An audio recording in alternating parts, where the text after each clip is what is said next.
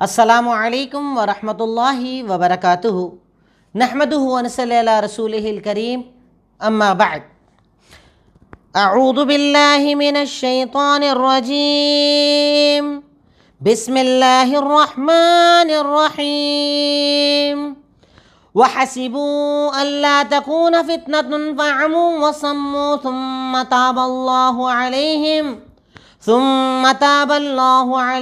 ثم عموا وصموا كثير منهم والله بصير بما يعملون لقد كفر الذين قالوا إن الله هو المسيح ابن مريم وقال المسيح يا بني إسرائيل اعبدوا الله ربي وربكم إنه من يشرك بالله فقد حرم الله عليه الجنة ومأواه النار وما للظالمين من أنصار لقد كفر الذين قالوا إن الله ثالث ثلاثة وما من إله إلا إله واحد وَإِن لَّمْ يَنتَهُوا عَمَّا يَقُولُونَ لَيَمَسَّنَّ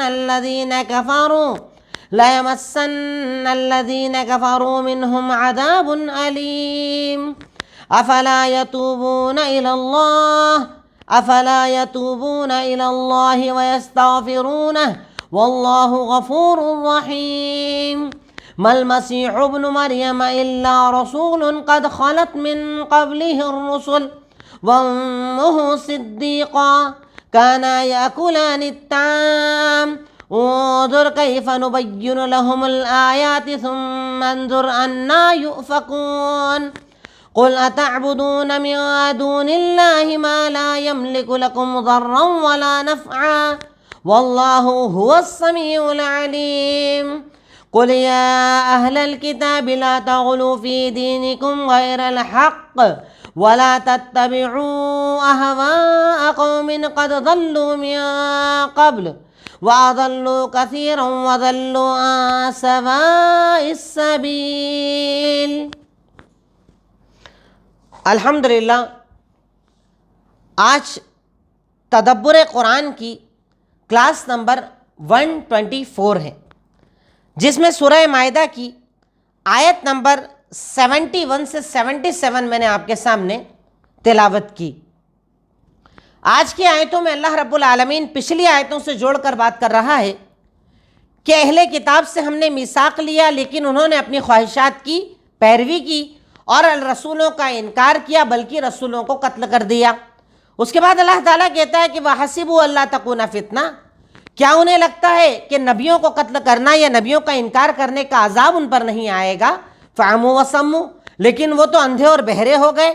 پھر اللہ تعالیٰ نے انہیں توبہ کی توفیق دی، انہوں نے توبہ کی، یعنی اللہ نے معاف کر دیا، پھر اس کے بعد اندھے بہرے ہو گئے، مطلب نہ دین کو دیکھتے تھے نہ حقیقت کو سنتے تھے۔ وَاللَّهُ بَصِيرٌ بِمَا يَعْمَلُونَ، اور اللہ تعالیٰ دیکھنے والا ہے ان کے اعمال کو، یعنی ان لوگوں نے جان بوجھ کر جانتے ہوئے اللہ کی آیتوں سے انکار کر دیا، نہ اسے دیکھا نہ اسے سنا۔ اللہ نے معاف کیا، پھر اسے نہ دیکھا اور اسے سنا، اور اللہ تعالیٰ کہتا ہے کہ یہ ان کے لیے عذاب بنے گا۔ پھر اس کے بعد اللہ رب العالمین نصارہ کا تذکرہ کر رہا ہے۔ اب تک یہودیوں کی بات چل رہی تھی، اب نصارہ کی بات آئی۔ لَقَدْ كَفَرَ الَّذِينَ قَالُوا، یقیناً ان لوگوں نے بھی کفر کیا جن لوگوں نے کہا کہ مسیح بن مریم یعنی حضرت عیسیٰ علیہ السلام کے بارے میں کہا کہ وہ اللہ تعالیٰ کے بیٹے ہیں۔ ان لوگوں نے بھی کفر کیا کہ اللہ تعالیٰ جو ہیں کبھی کہتے تھے اللہ کے بیٹے ہیں، کبھی کہتے تھے وہ خود اللہ ہیں، نعوذ باللہ۔ وقال المسیح، جبکہ حضرت عیسیٰ علیہ السلام نے کہا اے بنی اسرائیل اللہ کی عبادت کرو، وہ میرا بھی رب ہے تمہارا بھی رب ہے، یعنی حضرت عیسیٰ دعوت دے رہے ہیں اللہ کی عبادت کرو، اور یہ کہتے ہیں کہ یہ تو خود اللہ تھے۔ انہو من یشرک باللہ، حضرت عیسیٰ نے یہ بات بھی بتائی تھی کہ جو اللہ کے ساتھ شرک کرے گا اللہ تعالیٰ نے جنت کو اس پر حرام کر دیا ہے اور اس کا ٹھکانہ جہنم کو بنا دیا ہے، اور ظالموں کا کوئی مددگار نہ ہوگا۔ یعنی حضرت عیسیٰ توحید کی دعوت دے رہے ہیں، حضرت عیسیٰ ایک اللہ کی طرف بلا رہے ہیں، حضرت عیسیٰ کہہ رہے ہیں کہ ایک اللہ کی عبادت کرو، پر نصارہ اتنے شرارتی ہیں کہ خود حضرت عیسیٰ کو اللہ بول رہے ہیں اور اس سے حضرت عیسیٰ منع کر رہے ہیں۔ لَقَدْ كَفَرَ الَّذِينَ قَالُوا إِنَّ اللَّهَ ثَالِثُ ثَلَاثَةٍ، یقیناً ان لوگوں نے بھی کفر کیا جن لوگوں نے کہا کہ اللہ تین کا تیسرا ہے۔ یعنی نصارہ کے ایک عقیدہ یہ بھی پایا جاتا تھا کہ اصل میں جو اللہ ہے وہ تین لوگ مل کر اللہ ہیں، ایک حضرت عیسیٰ، ایک روح القدس اور ایک اللہ تعالیٰ خود، یعنی تین مل کر ایک ہیں، یہ تین ایک ہے، ایک تین ہے۔ اللہ رب العالمین نے اس کا بھی انکار کیا کہ یہ غلط ہے، وَمَا مِنْ إِلَٰهٍ إِلَّا إِلَٰهٌ وَاحِدٌ، اور اللہ تعالیٰ یا عبادت کے لائق ذات تو صرف ایک ہی ہے، وہ اللہ تعالیٰ ہے۔ وَإِن لَّمْ يَنْتَهُوا عَمَّا يَقُولُونَ، اور اگر یہ اپنی کہی ہوئی باتوں سے باز نہیں آئیں گے تو وہ لوگ جنہوں نے کفر کیا انہیں دردناک عذاب دیا جائے گا۔ یعنی اللہ تعالیٰ کے بارے میں یہ کہنا کہ حضرت عیسیٰ اللہ کے بیٹے ہیں، یہ بھی کفر ہے، اللہ کو تیسرا کہنا یہ بھی کفر ہے، حضرت عیسیٰ کو اللہ کہنا یہ بھی کفر ہے، اور اگر اپنی باتوں سے یہ لوگ باز نہیں آئیں گے تو اللہ تعالیٰ انہیں دردناک عذاب دے گا۔ افلا یتوبون الی اللہ، کیا یہ اللہ کی طرف توبہ نہیں کرتے، اس سے معافی نہیں مانگتے؟ اللہ تعالیٰ تو معاف کرنے والا اور رحم کرنے والا ہے۔ یعنی اگر انہوں نے یہ گناہ کر بھی لیا ہے، کفر کر لیا ہے، شرک کر لیا، تو ابھی بھی توبہ کر لیں، اللہ سے معافی مانگ لیں، اللہ تعالیٰ ان کے گناہوں کو انشاءاللہ معاف کر دے گا۔ مل مسیح ابن مریم، اب اللہ تعالیٰ یہ بتا رہا ہے کہ حضرت عیسیٰ کیا ہیں۔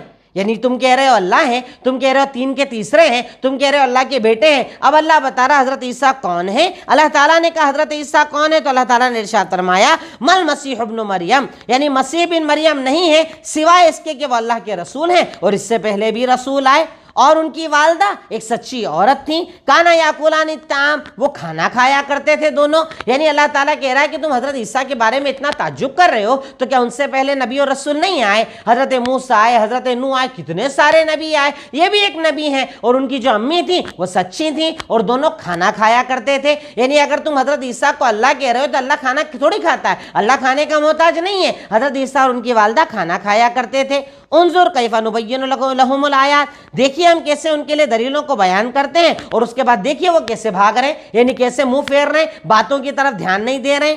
قل اتعبدون من دون اللہ، کہہ دیجئے کیا تم اللہ کے علاوہ عبادت کرتے ہو ایسی چیزوں کی، ایسے لوگوں کی جو نفع نقصان کے مالک نہیں ہیں، اور اللہ تعالیٰ تو سننے والا اور علم والا ہے۔ یعنی تم اللہ تعالیٰ کو چھوڑ کر ایسے لوگوں کو پکارتے ہو جو فائدے کی نقصان کی طاقت نہیں رکھتے ہیں، چاہیے کہ تم اللہ کو پکارو جو اللہ تعالیٰ سننے والا بھی اور جاننے والا بھی ہے۔ قل ایا اہل الکتاب، کہہ دیجئے اہل کتاب تم اپنے دین میں غلو مت کرو، حق کو چھوڑ کر غلو کا راستہ اختیار مت کرو، یعنی حد سے زیادہ تجاوز مت کرو۔ ولا تتبعوا اهواء قوم قد ضلوا، اور ایسے لوگوں کی پیروی مت کرو جو گمراہ ہو گئے تم سے پہلے، یعنی یہودیوں کی پیروی مت کرو۔ وَأَضَلُّوا كَثِيرٌ، وہ خود بھی گمراہ ہوئے، بہت ساروں کو گمراہ کیا، اور وہ لوگ سیدھے راستے سے بھٹک گئے۔ یعنی نصارہ تم کو چاہیے کہ تم اللہ تعالیٰ کے راستے پر چلو، تم سے پہلے جو یہودی آئے ان جیسے گمراہ مت ہو جاؤ، وہ خود بھی گمراہ ہوئے، انہوں نے لوگوں کو بھی گمراہ کیا اور اللہ کے سیدھے راستے سے بھٹک گئے۔ غرض یہ کہ اللہ رب العالمین نے آج کی آیات میں بہت ساری باتیں اس تعلق سے بتائی ہے کہ اللہ رب العالمین دین میں ہم سے کیا چاہتا ہے، عبادت کے لائق ذات کون سی ہے، اللہ رب العالمین نے ان کا تذکرہ آج ہمارے سامنے کیا۔ ترجمے کے بعد مشکل الفاظ، آج کی آیتوں میں آئے ہوئے مشکل الفاظ۔ حسبو، دے تھاٹ، وہ سوچتے ہیں، انہیں لگتا ہے ایسا۔ عمو، دے بیکیم بلائنڈ، وہ اندھے ہو گئے۔ سمو یا سمو، دو ورڈ جو استعمال کیے گئے، اللہ تعالیٰ نے کہا وَسَمُّ، دے بیکیم ڈیف، وہ بہرے بن گئے، یعنی اندھے بھی بن گئے اور بہرے بھی بن گئے۔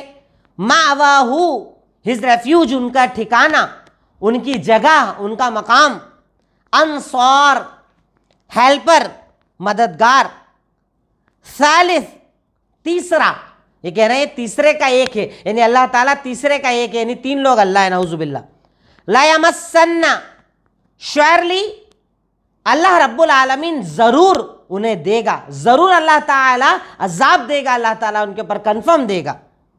خلط، پاسڈ، گزر چکا، پہلے گزر چکا، یعنی پہلے بھی بہت سارے نبی گزر چکے، آ چکے۔ انا، ہاؤ، کیسے۔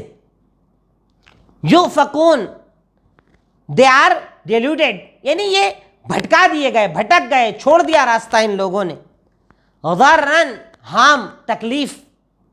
نفع، بینیفٹ، فائدہ، یعنی یہ نہ فائدے کی طاقت رکھتے ہیں نہ نقصان کی طاقت رکھتے ہیں۔ لا تغلو، ڈو ناٹ ایکسیڈ لمٹس، حد کو کراس مت کرو، حد سے تجاوز مت کرو۔ غلو مطلب حد سے آگے مت بڑھو۔ اللہ رب العالمین اس بات کو پسند نہیں کرتا کہ بندہ حد سے زیادہ تجاوز کرے، حد سے زیادہ آگے بڑھے۔ اب اس کے بعد تدبر۔ آج کی آیتوں میں ہم نے کیا غور کیا؟ آج کی آیتوں سے ہمیں کیا سمجھ میں آیا؟ نمبر 1، زندگی لمبی ہے، موت دور ہے، یہ سوچنا انسان کو بے عمل بنا دیتا ہے۔ زندگی لمبی ہے، موت دور ہے، یہ سوچنا انسان کو بے عمل بنا دیتا ہے۔ یعنی اگر ہم یہ سوچنے لگ جائیں کہ ارے ابھی تو بہت ٹائم باقی ہے، جیسے ہمارے یہاں زیادہ تر لوگ سوچتے ہیں، آپ کہیے داڑھی رکھ لیجئے، کہا ارے ابھی کیا، ابھی تو وقت ہی کیا ہوا ہے، نماز پڑھ لیجئے، ارے تھوڑا سا وقت نکل جائے، کاروبار سے فارغ ہو جاؤں، پھر نماز روزہ ہی تو کرنا ہے، حج کر لیجئے، ارے ابھی سے کیا حج کرنے جانا، ابھی تو حج کرنے میں ٹائم ہے۔ تو انسان جب یہ سوچ لیتا ہے کہ زندگی لمبی ہے اور موت دور ہے تو وہ بے عمل ہو جاتا ہے۔ یہی بات اللہ تعالیٰ نے یہود و نصارہ کے بارے میں کہی کہ وَحَسِبُوا أَلَّا تَكُونَ فِتْنَةً، کہ انہیں تو لگتا ہے کوئی آزمائش، کوئی امتحان، کوئی سزا نہیں آئے گی، انہیں بھی بہت ٹائم باقی، مغفرت کر لیں گے، توبہ کر لیں گے، کام ختم ہو جائے گا۔ تو انسان کو کبھی بھی یہ نہیں سوچنا چاہیے کہ موت میں ابھی ٹائم ہے، ابھی زندگی لمبی ہے، کیونکہ ہم نہیں جانتے اللہ تعالیٰ کب تک ہمیں زندگی دے، اور اگر دے بھی تو صحت دے کے نہیں دے، تندرستی دے کے نہیں دے، بیماریاں آ جائیں۔ اس لیے کبھی بھی لمبی عمر کے بارے میں زیادہ سوچنا نہیں چاہیے، موت کو دور نہیں دیکھنا چاہیے، بلکہ موت کو ہمیشہ اپنے قریب دیکھنا چاہیے تاکہ عمل کرنا آسان ہو جائے۔ نمبر 2، مومن کو غلط فہمی میں مبتلا نہیں ہونا چاہیے کہ اللہ تعالیٰ کا امتحان نہیں آئے گا۔ کبھی مومن کو اس غلط فہمی میں نہیں رہنا چاہیے کہ اللہ کا امتحان نہیں ہوگا۔ اگر آپ دنیا میں ہو تو امتحان ہوگا، اگر آپ یہاں ہو تو اللہ تعالیٰ آپ کا ایگزام لے گا، اللہ تعالیٰ چیک کرے گا، کبھی نعمت دے کر چیک کرے گا، کبھی نعمت لے کر چیک کرے گا، کبھی اولاد دے کر چیک کرے گا، کبھی اولاد لے کر چیک کرے گا۔ یہ اللہ تعالیٰ کا امتحان ہے، یہ دنیا اللہ تعالیٰ کا امتحان ہے۔ دنیا میں اچھائیاں، برائیاں، کچھ ملنا، کچھ کھونا، یہ سب اللہ نے مقدر کیا ہے۔ تو مومن کو کبھی یہ غلط فہمی نہیں رکھنا چاہیے کہ دنیا میں میرا امتحان نہیں ہوگا، امتحان ہوگا، اللہ چیک کرے گا، امتحانات آئیں گے، فتنے آئیں گے، یہ اللہ تعالیٰ کی طرف سے مقدر ہے۔ تو ایک مومن کو ہمیشہ ہر حال، ہر چیز کے لیے تیار رہنا چاہیے کہ اللہ اگر میرا امتحان لے میں ریڈی ہوں الحمدللہ، اللہ اولاد دے الحمدللہ، لے الحمدللہ، کاروبار چلے الحمدللہ، نہ چلے الحمدللہ۔ ہر حال میں بندے کو اللہ تعالیٰ کا شکر ادا کرنا چاہیے۔ نمبر 3، اللہ تعالیٰ بندے کو بار بار نیکی کی توفیق دیتا ہے۔ بڑی پیاری بات ہے آج کی آیتوں میں، اللہ تعالیٰ کہہ رہا ہے نا کہ اللہ تعالیٰ، ان کو لگا کہ ان کے اوپر کوئی عذاب نہیں آئے گا، اندھے بہرے بن گئے، پھر اللہ تعالیٰ نے ان کی توبہ کو قبول کیا، پھر اندھے بہرے بن گئے۔ یعنی اللہ تعالیٰ بندے کو بار بار نیکی کی توفیق دیتا ہے۔ اور یہ آپ نے اپنی زندگی میں دیکھا ہوگا کہ کبھی ایک دور آتا ہے ہم بالکل بے نمازی ہو جاتے ہیں، دین سے دور ہو جاتے ہیں، غافل ہو جاتے ہیں، حرام کرنے لگتے ہیں۔ اچانک ایک بات ایسی آتی ہے، ایک چیز ایسی آتی ہے کہ اللہ تعالیٰ ہمارے دل میں توفیق ڈال دیتا ہے، نہیں اب نماز پڑھنا ہے، اب عبادت کرنا ہے، اب روزہ رکھنا ہے، اب حج کرنا ہے، اب نیکی کرنا ہے، اب پھر آ جاتے ہیں صحیح راستے کے اوپر۔ تو یہ اللہ تعالیٰ کی توفیق ہے جو اللہ تعالیٰ اپنے بندوں کو دیتا ہے، ان کے بھٹکے ہوئے دلوں کو اللہ تعالیٰ دوبارہ دین پر لاتا ہے۔ تو اللہ رب العالمین بندے کو بار بار نیکی کی توفیق دیتا ہے۔ تو اللہ تعالیٰ جب ہمیں توفیق دے، ہمیں اس توفیق کو پکڑ لینا چاہیے، اس پر جم جانا چاہیے، اس پر قائم ہو جانا چاہیے، اور اللہ تعالیٰ سے اس توفیق کے باقی رہنے کی دعا کرنا چاہیے۔ نمبر 4، ہر نبی کی دعوت توحید تھی۔ اب دیکھیے نا، میں نے کتنے لوگوں کا تذکرہ آپ کے سامنے کیا، حضرت ابراہیم کا ذکر آیا، حضرت موسیٰ کا ذکر آیا، اب حضرت عیسیٰ کا ذکر آ رہا ہے۔ ہر نبی نے سب سے پہلے کیا کہا؟ میرا اور تمہارا رب اللہ، اسی کی عبادت کرو، توحید کی دعوت۔ نبیوں کی پہلی دعوت توحید تھی۔ آج ہمارے یہاں دعوت کا طریقہ دیکھیے نا، الگ الگ انداز میں لوگ دعوت دیتے ہیں، الگ الگ بات بتاتے ہیں۔ ارے سب سے پہلے آپ کو توحید کی دعوت دینا پڑے گی، توحید بنیاد ہے۔ جب تک توحید نہ ہوگی اللہ تعالیٰ آپ کی کوئی بات قبول نہیں کرے گا، اللہ رب العالمین آپ کی کوئی عبادت قبول نہیں کرے گا۔ توحید بنیاد ہے، اور دنیا میں جتنے بھی نبی آئے، ہر نبی نے سب سے پہلے اپنی قوم کو توحید کی دعوت دی۔ نمبر 5، دعوت کا انداز ایسا ہو کہ داعی خود اپنے آپ کو بھی اللہ کا محتاج بتائے۔ اللہ اکبر، بڑا پیارا انداز۔ آپ دیکھیں نا، حضرت عیسیٰ علیہ السلام نے جب لوگوں نے کہا کہ آپ تو اللہ کے بیٹے ہو، آپ تو اللہ ہو، تو آپ نے دعوت دینے کا انداز کیا اپنایا؟ اے بنی اسرائیل اعبدوا اللہ، اللہ کی عبادت کرو، اور ربی و ربکم، وہ میرا بھی رب ہے اور تمہارا بھی رب ہے۔ یعنی ایک دائی کو سب سے پہلے اپنی کمزوری بتانا چاہیے کہ ارے اگر میں آپ کو اس گناہ سے روک رہا ہوں نا، میں خود اللہ سے معافی مانگتا ہوں۔ اگر میں آپ کو توبہ کے بارے میں بتا رہا ہوں نا، میں خود اللہ کے آگے جھکتا ہوں، میں اللہ کے آگے فقیر ہوں، میں اللہ کے آگے محتاج ہوں، میں اللہ کے آگے جھکنے اور مانگنے والا ہوں۔ دائی کو چاہیے کہ اپنی محتاجگی بھی لوگوں کے سامنے بتائے، کہ ایسا نہیں ہے کہ میں عالم ہوں تو اپنے آپ کو بڑا سمجھتا ہوں، مفتی ہوں تو بڑا سمجھتا ہوں، مجھے لوگ دیکھتے ہیں، مجھے لوگ سنتے ہیں تو میرا کوئی بہت بڑا مقام ہے۔ میری کیا اوقات اور حیثیت ہے؟ اگر میں آج آپ کے سامنے یہ کلاسز چلا رہا ہوں تو اللہ کی توفیق ہے نا۔ اگر اللہ تعالیٰ میرا گلا بٹھا دے میں کیا کر پاؤں گا؟ اللہ مجھ سے بولنے کی طاقت چھین لے میں کیا کر پاؤں گا؟ اللہ مجھے پڑھنے کا وقت نہ دے میں کیا کر پاؤں گا؟ تو میں محتاج ہوں۔ تو ایک دائی کو چاہیے کہ ہمیشہ اپنی محتاجگی کو یاد رکھے، کہ جیسے حضرت عیسیٰ علیہ السلام نے اپنی دعوت میں، دعوت کے پہلے سب سے پہلے یہ بتایا کہ اللہ رب العالمین میں تیرے آگے محتاج ہوں، اللہ رب العالمین میں تیرے آگے مانگنے والا اور جھکنے والا ہوں۔ تو ہر داعی کی دعوت کا انداز یہی ہونا چاہیے۔ اس کے بعد نمبر 6، شرک سے بچو۔ وہ ایسا گناہ ہے کہ اس کے ساتھ کوئی نیکی اللہ قبول نہیں کرے گا۔ اللہ اکبر۔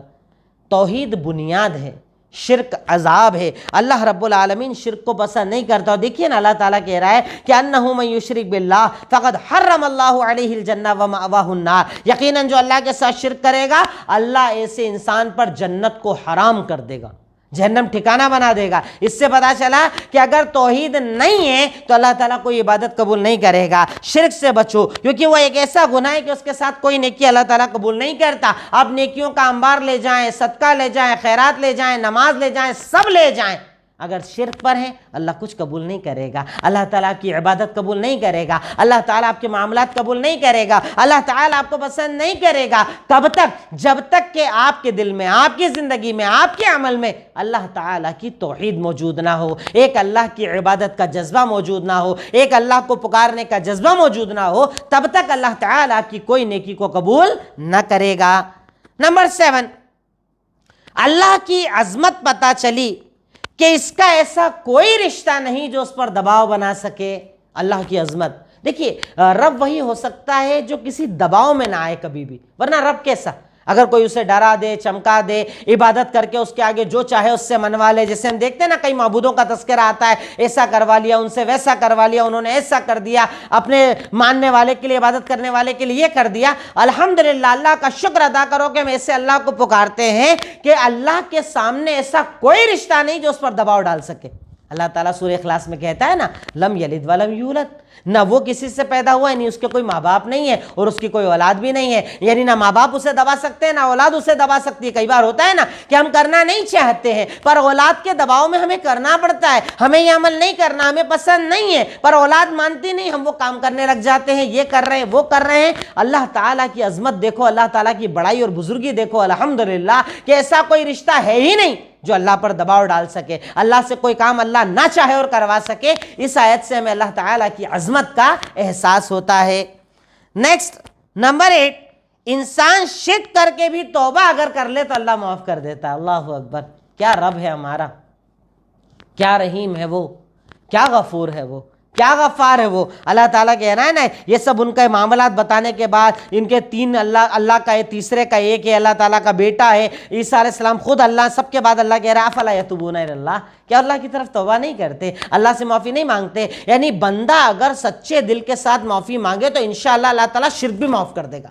بندہ یہ کہہ رہا ہے، یعنی پیدا کر رہا ہے اللہ، اور بندہ کہہ رہا ہے کہ کوئی اور پیدا کرنے والا ہے۔ اس کا اکثر میں ایک ایگزامپل دیتا ہوں کہ اگر کوئی انسان دنیا میں ایسا کر دے کہ جیسے کہ آپ باپ ہیں اور کوئی آپ کا بیٹے کو آپ بلائیں اور کوئی پوچھے کہ تمہارے ابا کون، اگر وہ کہہ دے یہ بھی ابا، یہ بھی ابا، یہ بھی ابا، یہ بھی ابا، برداشت کر پائیں گے ابا؟ نہیں۔ پر اللہ کے سامنے بندہ دن بھر کہہ رہا ہے یہ بھی اولاد کے دینے والے، یہ کاروبار چلانے والے، انہوں نے مجھے لڑکا دیا، انہوں نے مجھے نوازا، انہوں نے میری دعا سنی، اللہ تعالیٰ اس کے بعد بھی کہہ رہا ہے کہ میں معاف کر دوں گا۔ مانگ تو صحیح، پکار تو صحیح، اگر تو سچے دل سے توبہ کر لے اللہ تعالیٰ تیرے شرک کو بھی معاف کر دے گا۔ اس سے پتہ چلتا ہے کہ اللہ تعالیٰ کیا غفور الرحیم ہے، اللہ تعالیٰ کیسا معاف کرنے والا ہے۔ یہی مقصد ہے ہمارا ان آیتوں کا، ورنہ ترجمہ تو آپ گھر میں بھی پڑھ سکتے ہیں۔ ہم چاہتے ہیں کہ مل کر ان آیتوں پر ہم غور کریں کہ یہ آیت ہمیں کیا بتا رہی ہے۔ اس کے بعد نمبر 9، عقلی دلیل کا استعمال دعوت میں کیا جا سکتا ہے. یعنی ضروری نہیں کہ ہر دعوت جس کو آپ دے رہے ہیں سب سے آپ قرآن حدیث کی بات کریں. کبھی کبھی عقلی دلیلیں بھی استعمال کرنا پڑتی ہے, لاجک استعمال کرنا پڑتا ہے. لاجیکلی کبھی کبھی آپ کو اپنے دین کا ڈیفنس کرنا پڑتا ہے, اور یہ ضروری بھی ہوتا ہے. جیسے کہ اللہ تعالیٰ کہہ رہا ہے کہ تم حضرت عیسیٰ کی عبادت کرتے ہو, وہ کھانا کھاتے تھے, ان کی امی کھانا کھاتی تھی. کانا یاکلان الطعام, کھانا کھاتے تھے. اس کا مطلب جو کھانا کھائے وہ اللہ تھوڑی ہو سکتا ہے, وہ محتاج ہو گیا نا. کھانا نہیں ملے کمزور ہو جائے گا, بھوک کے مارے مر بھی سکتا ہے. تو جو محتاج کسی چیز کا وہ رب کیسے ہوگا, وہ دینے والا کیسے ہوگا؟ اللہ اکبر. اللہ تعالیٰ یہاں پر عقلی دلیلوں سے ہمیں سمجھا رہا ہے کہ عبادت کے لائق وہ جو کسی چیز کا محتاج نہ ہو. تو اس سے پتہ چلا کہ ایک داعی اپنی دعوت میں عقلی دلیلوں کا بھی استعمال کر سکتا ہے. نمبر 10, سچا ہونا انسان کی بہت بڑی صفت ہے, بہت بڑی کوالٹی ہے. اللہ تعالیٰ حضرت مریم کے بارے میں کہہ رہا ہے کہ ان کی امی جو ہے نا وہ سچی تھی, سچ بولتی تھی, صدیقہ, سچ بولتی تھی. یعنی پتہ چلا کہ سچا ہونا انسان کی بہت بڑی صفت ہے, انسان کی بہت بڑی کوالٹی ہے کہ انسان ہمیشہ سچ بولے, جھوٹ سے پرہیز کرے, جھوٹے راستوں سے پرہیز کرے, جھوٹے لوگوں سے پرہیز کرے, کیونکہ اللہ رب العالمین جھوٹوں کو پسند نہیں کرتا. اور یہی وہ سچ ہے جس کے بارے میں اللہ کے نبی نے احادیث میں, اللہ تعالیٰ نے قرآن میں کئی فضیلتوں کو بتایا ہے کہ انسان سچ بولتا ہے تو جنتی ہو جاتا ہے, سچ بول کر اللہ تعالیٰ کا محبوب بن جاتا ہے, اللہ تعالیٰ سچ بولنے والوں کا ساتھ دیتا ہے. ایسی کئی فضیلتیں اللہ تعالیٰ نے سچ بولنے والوں کی بتائی ہیں. تو اللہ رب العالمین یہاں پر حضرت مریم علیہ السلام کے بارے میں اگر یہ بتا رہا ہے کہ وہ سچی تھیں, اس کا مطلب وہ سچ بولتی تھیں, ان کی زبان سچی تھی, جھوٹ سے پرہیز کرتی تھی. اور یہ کسی بھی انسان کے لیے بہت بڑی صفت ہے کہ وہ سچائی کے راستے کو اپنائے. نیکسٹ, نمبر 11, عبادت کے لائق وہ ہے جو کسی بھی چیز کا محتاج نہ ہو. اللہ اکبر. اللہ تعالیٰ یہاں پر کہہ رہا ہے کہ اللہ تعالیٰ کے سوا کوئی عبادت ہے, وما من الہ الا الہ واحد, کہ اللہ کے سوا کوئی عبادت کے لائق نہیں ہے. اللہ تعالیٰ وہ ہے جو کسی چیز کا محتاج نہیں. اللہ تعالیٰ سورہ ذاریات آیت نمبر 56, 57, 58 کے اندر کہتا ہے نا کہ وما خلقت الجن والانس الا لیعبدون, میں نے انسان اور جنات کو صرف اپنی عبادت کے لیے پیدا کیا, میں ان سے روزی نہیں چاہتا, میں چڑھاوا نہیں چاہتا, بلکہ اللہ تو وہ ہے جو روزی کا دینے والا ہے. اللہ محتاج نہیں ہے, نہ کھانے کا, نہ پینے کا, نہ نیند کا, نہ باپ کا, نہ اولاد کا, کسی کا محتاج نہیں ہے اللہ تعالیٰ اکیلا ہے, تنہا ہے, کافی ہے, طاقتور ہے, قوت والا ہے, سمیع ہے, بصیر ہے, علیم ہے, خبیر ہے. وہ اللہ کسی چیز کا محتاج نہیں. اور عبادت صرف اسی کی کرو جو کسی کا محتاج نہ ہو. ورنہ آج ہمارے یہاں مسلمان عبادت ایسوں کی کرتے ہیں جو کل تک نہیں تھے, ماں باپ سے پیدا ہوئے, دنیا میں آ کر چلے بھی گئے. ہم ان کی عبادت کیسے کریں؟ عبادت کرو اس اللہ کی جو کسی کا محتاج نہیں. ہم تمام اللہ کے محتاج ہیں, پر اللہ رب العالمین کسی کا محتاج نہیں ہے. نمبر 12, جب دل سخت ہو تو دلیلیں کام نہیں آتی. جب دل سخت ہو جاتا ہے نا, دل کالا ہو جاتا ہے نا, تو پھر دلیلوں سے فرق نہیں پڑتا. جیسا کہ حضرت عیسیٰ علیہ السلام کے بارے میں اللہ تعالیٰ نے جب نصارہ کو سمجھایا, اس کے بعد اللہ کہتا ہے ثم انظر انا یؤفکون, دیکھیے اس کے بعد بھی کیسے پھر جاتے ہیں یہ. اللہ دلیل بتا رہا ہے, اللہ تعالیٰ دلیلوں سے سمجھا رہا ہے. اللہ تعالیٰ بتا رہا ہے کہ حضرت عیسیٰ کون ہے, ان کی امی کون ہے. حضرت عیسیٰ نبی ہیں, محتاج ہیں, دعوت دینے والے ہیں, وہ صرف ایک نبی ہیں. اس کے بعد بھی نہیں مان رہے, دلیلیں نہیں مان رہے, آیتیں نہیں مان رہے ہیں, باتیں نہیں سن رہے ہیں. اس سے پتہ چلتا ہے کہ جب دل سخت ہو جاتا ہے نا تو دلیلیں کام نہیں آتی ہے. کئی لوگ ہوتے ہیں نا ہمارے یہاں پر, بہنوں کے حصے کھا کر بیٹھے ہیں, آپ سمجھانے چاہیں سنتے نہیں ہیں, حرام مال کماتے ہیں سنتے نہیں ہیں, 2 نمبر کے دھندے کرتے ہیں سنتے نہیں ہیں, ہر حرام کاریاں کرتے ہیں سنتے نہیں, کیونکہ ان کے دل سخت ہو جاتے ہیں. اور جب دل سخت ہو جاتا ہے نا پھر دلیلیں کام نہیں آتی ہے. یہ اللہ تعالیٰ کی طرف سے ایک عذاب ہوتا ہے کہ اللہ تعالیٰ بندے کے دل کو سخت کر دے. اللہ تعالیٰ کسی بندے کے دل کو اتنا سخت کر دے کہ اسے صحیح غلط نظر نہ آئے, تو ایسے انسان کو آپ دیکھیں گے کہ اس پر دلیلیں کام نہیں کرتی. نمبر 13, اللہ کے سوا نہ کوئی فائدے کا مالک ہے اور نہ نقصان کا مالک ہے. اس بات پر ایمان رکھو. فائدہ میرا جو ہوگا اللہ کرے گا، نقصان چاہے جو ہوگا اللہ کرے گا۔ ساری کائنات ایک طرف کھڑی ہو جائے، میرا ایک نقصان کرنا چاہے اللہ نہ چاہے تو نقصان نہ کر پائیں گے، اور ساری کائنات جمع ہو کر مجھے ایک فائدہ دینا چاہیں اللہ نہ چاہے تو فائدہ نہ دے پائیں گے۔ یہ کائنات مل کر بھی اتنی طاقت نہیں رکھتی کہ مجھے نفع اور نقصان دے سکے۔ نفع کا مالک اللہ، نقصان کا مالک اللہ۔ اللہ تعالیٰ کہتا ہے جو تم جن کو پکار رہے ہو نا، یہ نفع اور نقصان کے مالک نہیں ہے، یہ فائدے نقصان کے مالک نہیں ہے۔ اللہ تعالیٰ قرآن میں دوسری جگہ کہتا ہے کہ جن کی تم عبادت کر رہے ہو نا، اگر ان پر مکھی بیٹھ جائے وہ مکھی بھی نہیں اڑا سکتے، وہ کیا تمہارا فائدہ اور نقصان کریں گے؟ وہ کیا تمہیں اولاد دیں گے؟ وہ کیا تمہیں کاروبار دیں گے؟ دینے والی ذات اللہ کی ہے۔ اب تم چاہے جہاں راستے بنا لو، راستے غلط چنو گے دنیا بن جائے گی، آخرت برباد ہو جائے گی۔ راستہ صحیح چنو گے دنیا اور آخرت دونوں بن جائے گی، کیونکہ کسی جگہ سے مراد کا پورا ہو جانا اس کے صحیح ہونے کی دلیل نہیں، اور اگر ہے تو بہت سارے لوگ بہت ساری جگہ جاتے ہیں، آپ کو سب کو صحیح ماننا پڑے گا۔ چاہے جہاں جا کر عبادت کریں انہیں ملتا ہے، ان کی یہ ماننا ہے، وہ مانتے ہیں ملتا ہے، پر ہم یہ کہتے ہیں کہ صحیح نہیں۔ اس کا مطلب یہ ہے کہ کہیں سے فائدہ مل جانا اس کے صحیح ہونے کی دلیل نہیں ہوتی۔ اس کے بعد نمبر 14، اللہ کے سوا کوئی بھی اپنے بندوں کے حالات کو سن اور دیکھ نہیں سکتا۔ اللہ کے سوا کوئی بھی اپنے بندوں کے حالات کو سن اور دیکھ نہیں سکتا۔ اللہ کی طرح کون سنے گا؟ اللہ کی طرح کون دیکھے گا؟ وہ اللہ جو اپنے بارے میں کہتا ہے کہ میں اندھیرے رات میں کالے پہاڑ پر چلنے والی کالی چیٹی کو دیکھ بھی لیتا ہوں، اس کے چلنے کی آہٹ کو بھی سن لیتا ہوں، اس کو دیکھ بھی لیتا ہوں، اس اللہ جیسا کون دیکھے گا؟ اس اللہ جیسا کون سنے گا؟ کہ ہم تنہائی میں اکیلے کمروں میں رو رو کر پکارتے ہیں، اللہ میری یہ پکار سن لے، وہ سن لیتا ہے۔ اللہ تکلیف دور کر، وہ کر دیتا ہے۔ اللہ بارش دے، وہ دے دیتا ہے۔ اللہ قرضے دور کر، وہ کر دیتا ہے۔ ہر مشکل دور کرتا ہے۔ کیوں؟ کیونکہ وہ سننے والا اور دیکھنے والا ہے، اور اس جیسا نہ کوئی سننے والا ہے، اس جیسا نہ کوئی دیکھنے والا ہے۔ اس کے بعد نیکسٹ نمبر 15، کسی بھی چیز میں حد سے آگے بڑھنا حرام ہے۔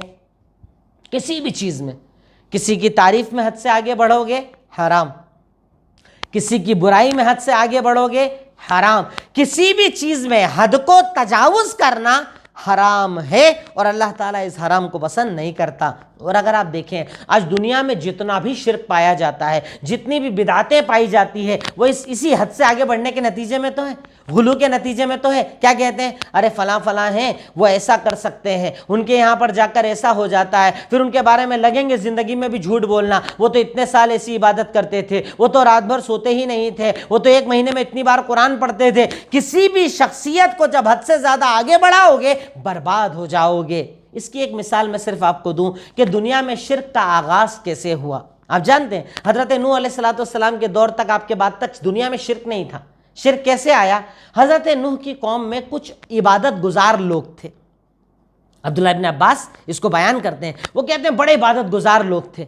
اب وہ لوگ تھے عبادت کرتے تھے، جب ان کی نسلیں گزر گئی تو شیطان نے آ کر کہا کہ ارے تمہارے دادا، تمہارے ابا، تمہارے فلاں فلاں کا انتقال ہو گیا، وہ تو اتنے اچھے لوگ تھے، کیا تم انہیں بھلا دو گے؟ ایسا کرو ان کا ایک اسٹیچو بنا لو اور اپنی عبادت کی جگہ پہ رکھ لو، تاکہ ان کو دیکھ کر تمہیں انسپیریشن ملے، تمہیں بھی ویسا ہی کرنے کا جذبہ آ جائے۔ قوم نے مان لیا، یہ بڑے لوگ تھے، اچھے لوگ تھے، پہنچے ہوئے لوگ تھے، بنا لیے اسٹیچو۔ اب یہ امت جب گزر گئی، ان کے بعد تیسری نسل آئی تو شیطان نے آ کر کہا ارے تمہارے پہلے جو لوگ گزرے نا، وہ تو ان کی بھی عبادت کرتے تھے، وہ تو ان کا ذریعہ لگاتے تھے، وہ تو ان کے ذریعے دعا کرتے تھے، تو تم بھی ایسا کرو۔ کرتے کرتے امت میں شرک کا آغاز ہو گیا۔ تو شرک ہمیشہ شروع ہوتا ہے جب کسی کو اس کی حد سے آگے بڑھایا جائے، جب اس کے اوپر لمیٹیشن کو کراس کیا جائے۔ اسی لیے میرے اور آپ کے نبی اس بات سے بڑا ڈرا کرتے تھے، اور آپ نے امت کو سمجھایا لا تطرونی کما اطرت النصارى عیسی ابن مریم انما انا عبد فقولوا عبد اللہ ورسولہ، کہ تم میری شان کو کبھی حد سے زیادہ آگے مت بڑھانا۔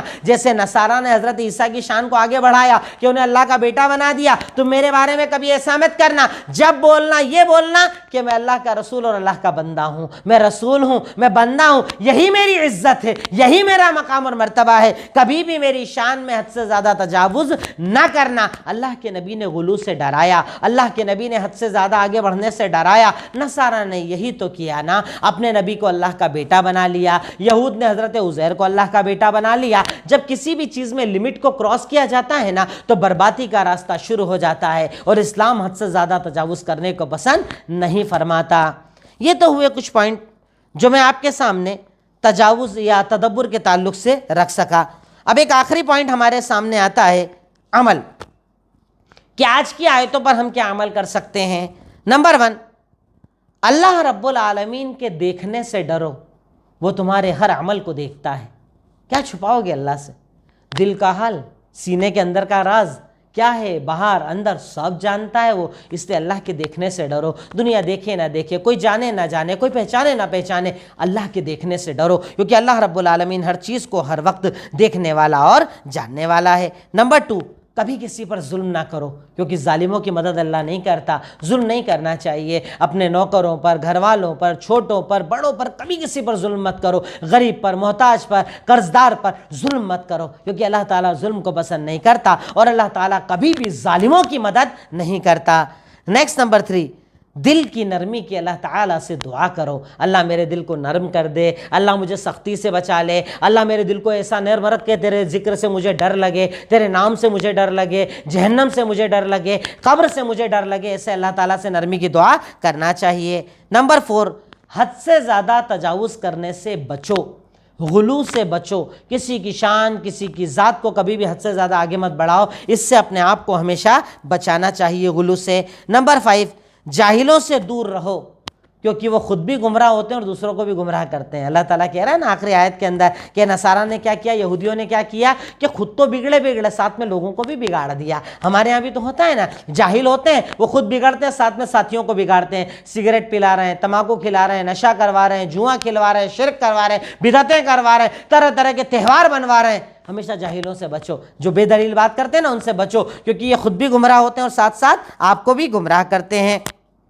اور آخری چیز، ارادہ کرو کہ آج سے اپنی زندگی کو گناہوں سے پاک کریں گے۔ اللہ یہاں پر توبہ کا ذکر کر رہا ہے، استغفار کا ذکر کر رہا ہے، تو اللہ تعالیٰ سے وعدہ کر لو کہ اللہ تعالیٰ آج سے اپنی زندگی کو بہتر بناؤں گا، گناہوں سے بچوں گا، اچھائیوں پر باقی رہوں گا، نیکیوں پر باقی رہوں گا انشاءاللہ۔ تم عہد کرو گے تو اللہ مدد کرے گا۔ اللہ تعالیٰ یقیناً محنت کرنے والوں کی مدد کرتا ہے، بندہ اگر یقین رکھے اللہ تعالیٰ مدد کرتا ہے۔ آج کے میرے یہ بنیادی نکات جو آپ کے سامنے مجھے رکھنا تھے یہ میں نے مکمل کی ہے۔ آخر میں اللہ تعالیٰ سے دعا ہے، اے الہی مولا رب العالمین، اے خالق مالک رحمان رحیم، اللہ تعالیٰ تو ہمیں قرآن سے محبت کرنے کی توفیق عطا فرما، اللہ تعالیٰ تو ہمیں قرآن کو سمجھنے کی توفیق عطا فرما، اے اللہ اس قرآن کو ہمیں اپنی زندگی بنانے کی توفیق عطا فرما۔ اللہ تعالیٰ جو یہ کلاسز ہم کرتے ہیں ہم تمام کے لیے اسے صدقہ جاریہ بنا۔ وآخر الدعوانا الحمدللہ رب العالمین۔ السلام علیکم ورحمۃ اللہ وبرکاتہ۔